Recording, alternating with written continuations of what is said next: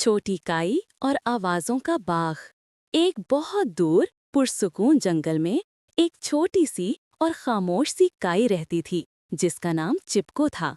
चिपको बाकी सब चीजों से मुनफरिद थी क्योंकि वो चल नहीं सकती थी, बोल नहीं सकती थी और ना ही कोई रंग बदल सकती थी।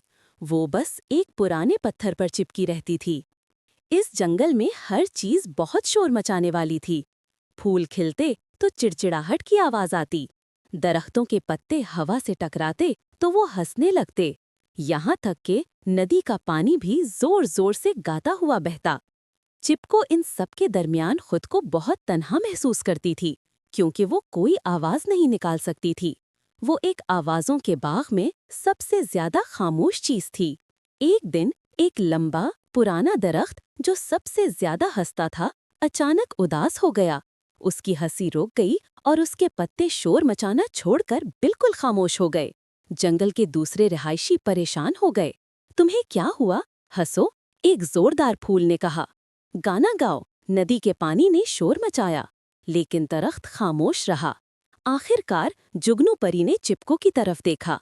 उसने देखा कि चिपको हर रोज दरख्त के पास से गुजरने वाली हवा को जज्ब कर रही थी और अपनी खामोशी से पत्थर को ठंडा रख रही थी ताकि दरख्त की जड़ें गर्मी से सूख न जाएं।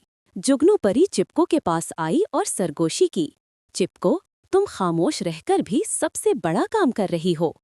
फिर जुगनू परी ने शोर मचाने वाले सबको इकट्ठा किया और कहा, तुम सब इतनी जोर से बोल रहे थे कि तुमने दरख्त की परेशानी को सुना ही नहीं। लेकिन चिपको, जिसने कोई आवाज नहीं निकाली, उसने अपने अमल से दरख्त की मदद की। सबने खामोश होकर दरख्त की तरफ देखा और पहली बार उन्होंने देखा कि उसकी एक जड़ में हल्का सा जख्म था।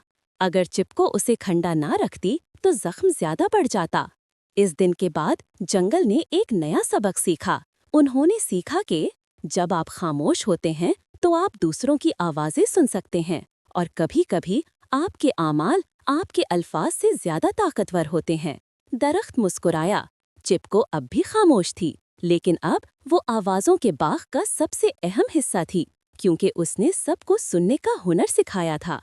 इस कहानी का सबक, शोर करने के बजाय दूसरों की बात सुनना सीखें क्योंकि कभी-कभी आपकी सबसे बड़ी ताकत आपके अमल में होती है, ना कि आपके अल्फाज में।